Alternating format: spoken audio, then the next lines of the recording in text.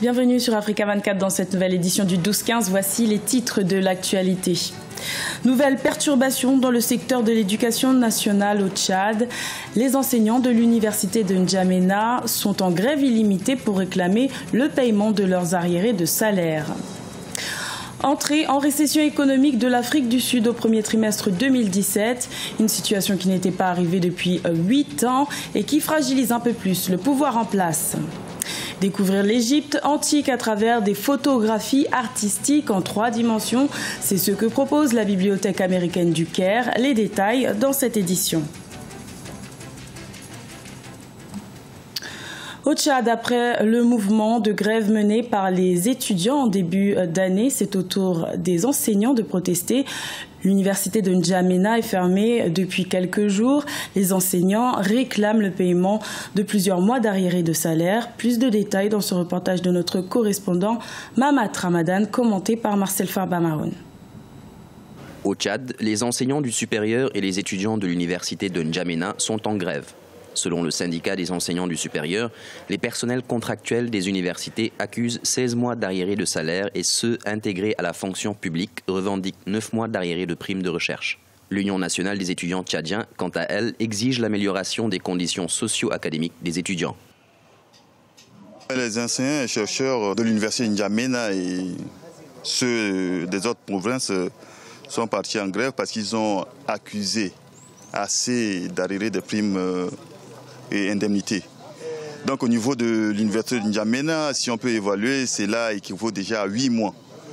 Les enseignants sont sans primes, sans indemnité, alors que les primes et indemnités font partie du salaire. Jusqu'à présent, nous n'avons pas de bibliothèque digne de nom à l'université de N'Djamena et ni une salle d'informatique pour toutes les facultés. Pourtant, c'est le monde de technologie, de l'information et de communication.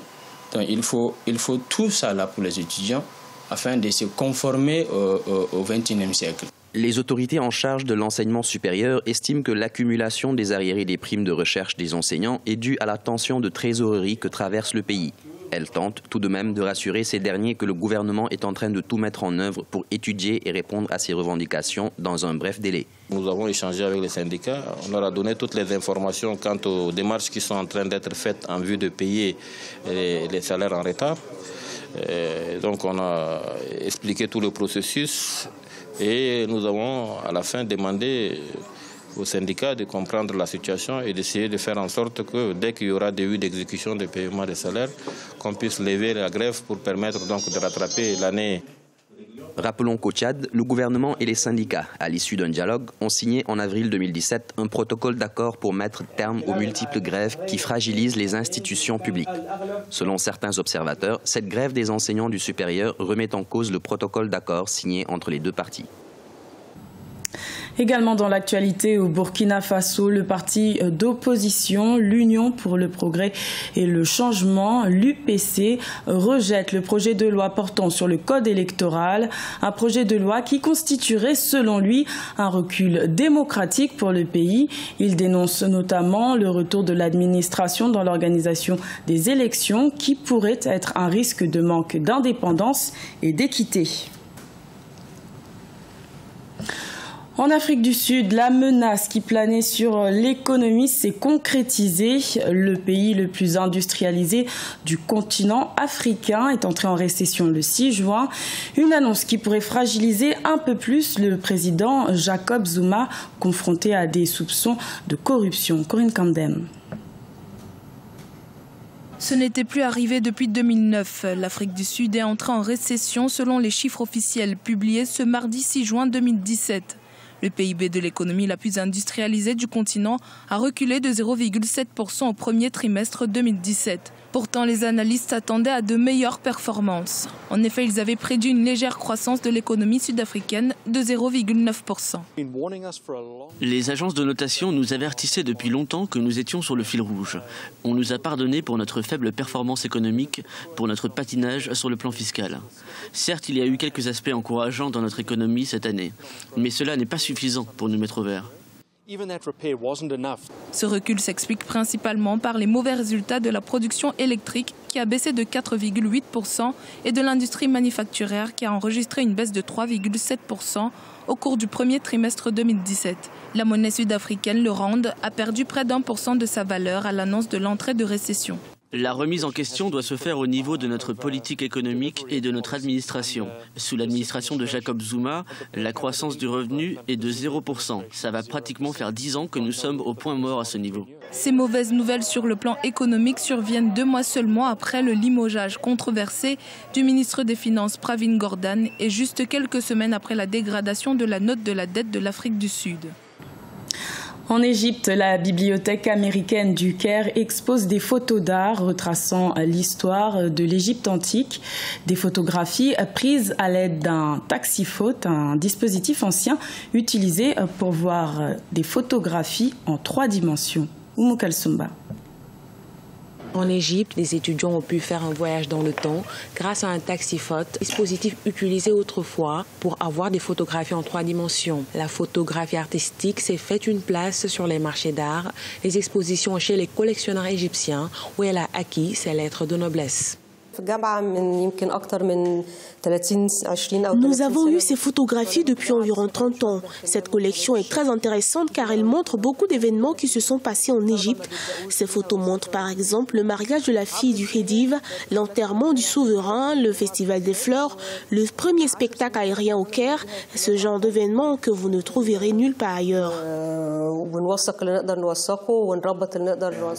La conservatrice de la bibliothèque américaine du Caire encourage les étudiants à utiliser la collection pour leurs projets de recherche. Considérée comme un patrimoine historique, la bibliothèque reçoit chaque année la visite de centaines de chercheurs issus d'horizons divers. Une riche collection d'œuvres historiques a été ajoutée au département des livres. Nous avons obtenu des financements pour classer les photos en albums afin qu'elles puissent être mises à la disposition des étudiants, des professeurs et des chercheurs extérieurs. La bibliothèque américaine du Caire est considérée comme la plus grande du genre au Moyen-Orient. Elle abrite environ 500 000 photographies. En Guinée, une petite société familiale œuvre depuis 2016 dans la conservation de certains aliments de base. Il s'agit de la Petite Damba. L'entreprise fournit des produits guinéens avec l'ambition de promouvoir les agriculteurs locaux sur le marché national et international. Reportage de notre correspondant Emmanuel Milimono. À voir de par l'emballage, l'on croirait avoir affaire à un produit importé, mais il s'agit de la marque La Petite Damba, produite en Guinée. Avec 10 employés, la PME se spécialise dans la transformation de produits locaux guinéens et vise le marché international.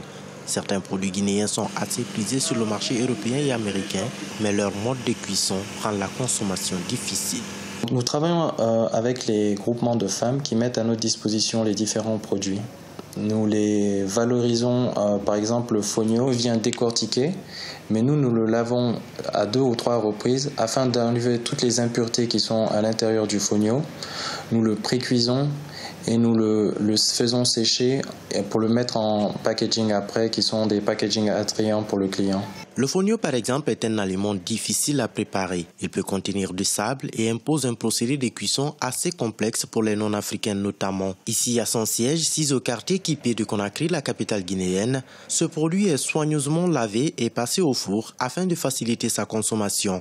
Le client n'a plus qu'à le passer au micro-ondes et en 3 minutes, le plat peut être servi. La cible que nous avons, en fait, c'est toutes les personnes qui n'ont pas vraiment le temps de passer 2 heures à laver le fonio, 2 heures à piler leur piment ou ne savant pas si l'huile est mélangée ou pas avec des colorants et tout.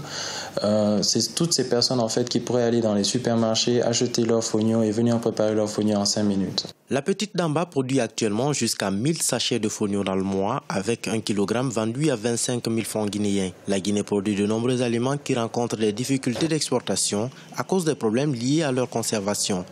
La transformation s'inscrit ainsi comme une alternative pouvant faciliter ce commerce vers les pays étrangers. Au-delà du fonio, de l'huile de palme ou du piment, la Petite Damba ambitionne de pouvoir transformer le maximum de produits et intégrer le marché international.